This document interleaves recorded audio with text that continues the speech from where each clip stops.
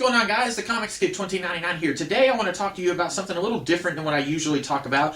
This is a collection of Peanuts comic strips from the 1950s. This collection is less than 10 years old, but the strips are from the very beginning of Peanuts, written and drawn by Charles Schulz. And I imagine everyone on the planet has read Peanuts at one time. And I guess I should start by saying I'm disappointed in the format of this book. I remember years ago, this would have been like 2008 or so, might have even been earlier than that. I guess I could look in the book, but I'm not going to do that. I remember them announcing that they were going to collect all of Peanuts in a series of books, and I got really excited, and I wanted to buy these. I wanted to have the whole series on my shelf. I thought it would look really cool, because I remember in the 90s, I guess, there was this book that was kind of a big, tall, more of a normal standard-sized book. It was a hardcover, kind of golden colored, and it didn't collect the early stuff. It collected some stuff quite a bit later than what's collected here, but I remember checking that out from my library and reading that and really enjoying it. And so I thought they were going to do something kind of like that for the entire series. And so I ordered this sight unseen, and that was probably my first mistake. So when I got it, it's shaped like this so that it can accommodate three daily strips per page, and then one Sunday strip per page, because if you're unfamiliar somehow, Peanuts would run every day, and then the Sunday strip would be bigger, and then the daily strip would usually be about 3 or 4 smaller panels. And so the size here is to, I guess, work with the format of the strip, but I don't know why you couldn't have done a bigger book. It could have been a little thinner, because this is almost 300 pages long. It could have been fewer pages and be taller and be hardcover. I think that would have been good, and I think this is available in hardcover. I think I've seen one of the later volumes out in the wild in hardcover. After I bought this, I saw one later on that was in hardcover, but it's still the same size. And I was, in my mind, thinking of that book from the 90s that was in hardcover and was taller and would not look so weird sitting on your bookshelf. Granted, I have all different kinds of books that are different sizes and shapes on my bookshelf, so this isn't going to stand out too much, but it is still weird that they chose such an odd size. And I guess maybe there's a little Sears Roebuck catalog thing going on here. If you don't know the story behind that, apparently Sears or Roebuck, whenever they went into business together, they wanted their magazine to be slightly smaller than all of the other catalog, not magazine. They wanted it to be slightly smaller than the competition's magazine, so that people at home would put it on top of a slightly bigger magazine. And then they ended up doing huge business because of that one little decision. Maybe there's something to do with that, so that when you put this on your shelf with more of a standard sized book, it's going to stick out a little bit more, and your eye is going to go to that book that sticks out. Maybe. I still wish that it was a little bit more of a standard sized book. That's just my personal preference here. As far as the contents of the book, if you read Peanuts now, and even though Charles Schulz died 15 years ago, it's been a while. I know he was at least doing Peanuts still in the early 2000s, but I want to say he retired by like 2005, 2006 maybe. But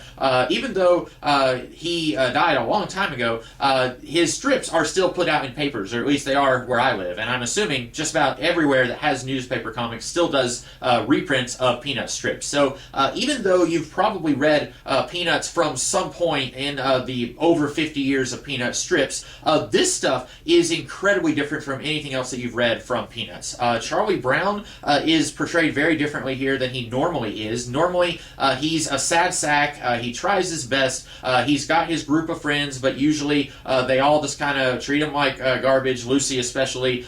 His dog is the only one who seems to really like him, and even his dog has better things to do a lot of times than hang out with his owner.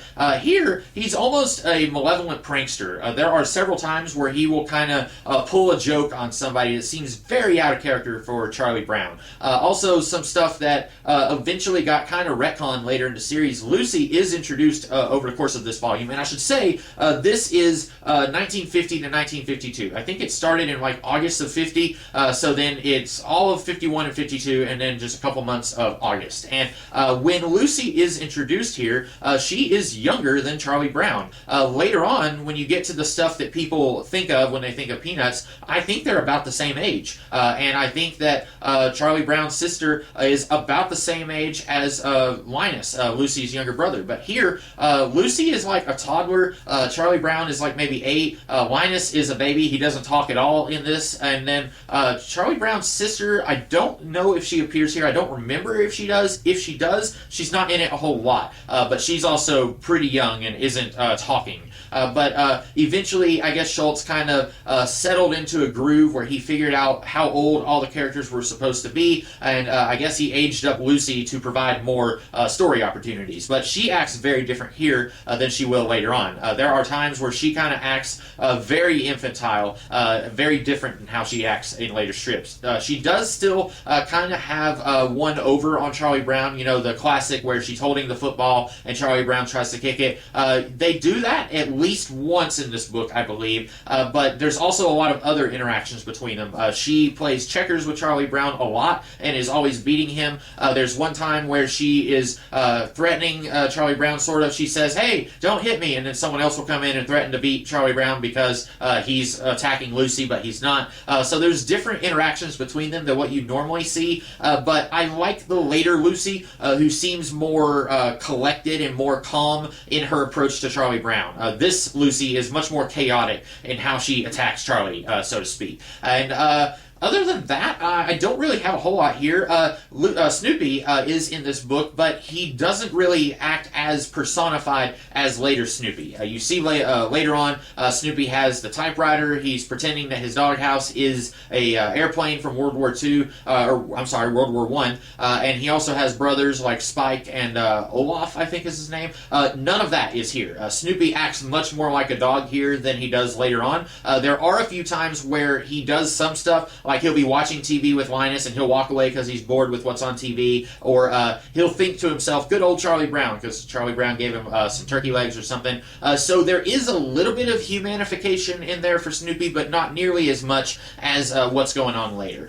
So I guess the only thing I have to say about this is it's not as funny as some of the later Charlie Brown stuff is. Occasionally, there will be one that will make me laugh. There's one that is printed here on the cover where Charlie Brown just takes a newspaper and throws it, and then it just scatters to the wind, and he acts like nothing's wrong. I thought that was really funny. A lot of times there are some funny ones, but just as often you will get one that would probably have been funny if I was familiar with the culture of the 1950s. They will reference something, a toy, or just how life was lived back in the 50s, and it's completely foreign to me because these strips came out well before even my parents were born, and so I'm not familiar with how things were done back then. So you'll see a kid who goes to the ice cream store with a nickel to buy some ice cream, and that just blows my mind more than the strip itself. So I'll be sitting there thinking about, wow, a nickel for an ice cream cone. And there's stuff like that. That's not a good example because I understand the concept of commerce. You go with money and you buy something. I understand that.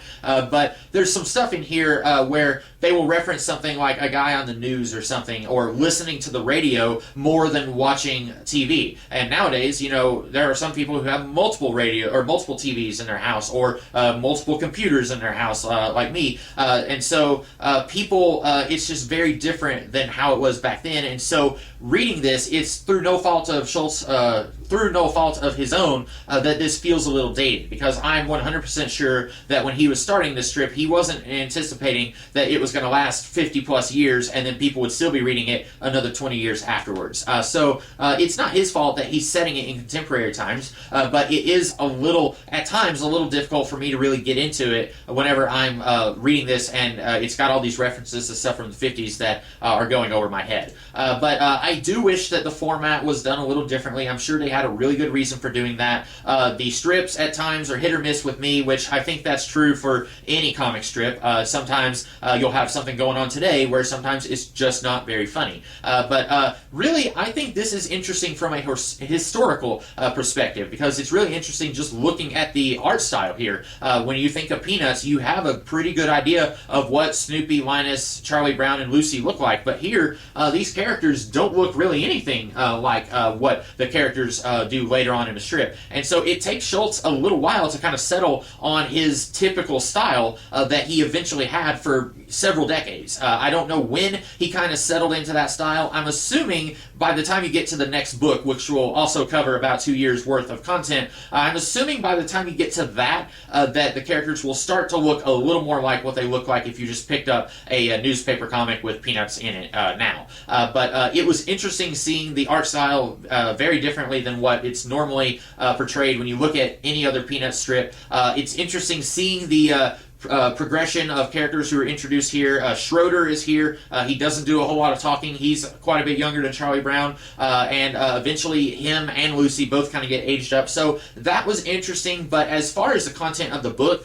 I'm probably not going to get the next volume. And that kind of disappoints me because I remember really enjoying that book that I checked out from the library over 10 years ago. And I think also newspaper comic strips are not meant to be read in bulk. They're meant to be read one at a time, once a day. You buy a newspaper and then you get one installment of Garfield. And it's kind of, haha, that's kind of funny, but you're not like tearing up laughing and your ribs are hurting from laughter. And so each of them, you get just a small little dose of this world, and then the next day you get a little bit more.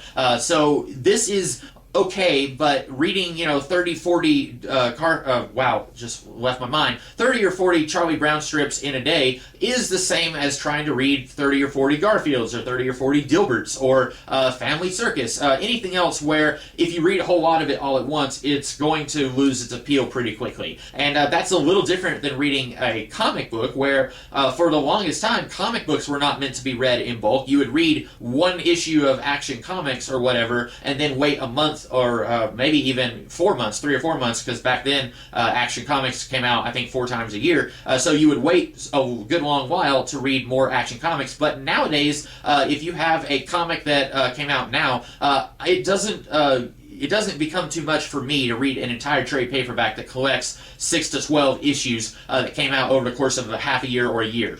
For some reason, that doesn't bother me as much as trying to read a whole bunch of comic strips that all came out over the course of several days. So I don't know why that is. Maybe that's just me. Maybe other people would be able to sit down and read this in 2 or 3 days. It took me a good long while to get through this. But that's not the case with actual comic books as opposed to comic strips.